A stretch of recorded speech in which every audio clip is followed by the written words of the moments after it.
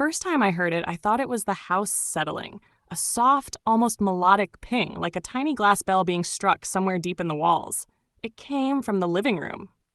I found my wife, Clara, standing by the bookshelf, her hand resting on a novel I'd given her on our third date. A single, perfect tear rolled down her cheek. "What was that sound?" I asked. She didn't answer. She just shook her head and walked away, her shoulders trembling. After that, the sounds began to follow us like echoes of everything we couldn't say.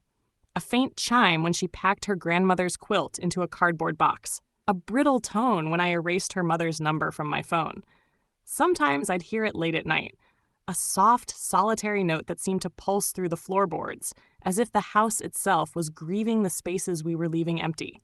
We never spoke about it. We both pretended not to notice.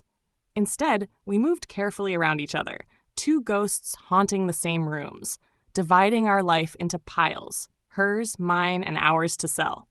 On the final morning, I stood in what used to be our kitchen, staring at the faint square on the wall where the clock had hung. I wondered if the sound would stop once we left, or if the house would keep singing long after we were gone.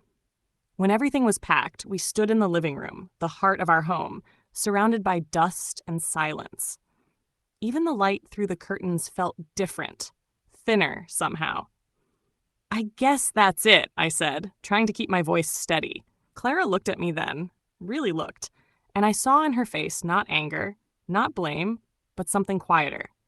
The kind of sadness that comes only when love has burned itself down to embers. "I loved you," she said softly. "I really did." It wasn't an accusation. It was a release. A final truth that didn't ask for forgiveness, only recognition. And then, from the very center of the empty room, the place where our wedding vows had once hung in the air, came one last sound. Not a tiny ping this time, but a deep, resonant, heartbreakingly beautiful chord that lingered in the silence like the echo of something sacred. Neither of us spoke.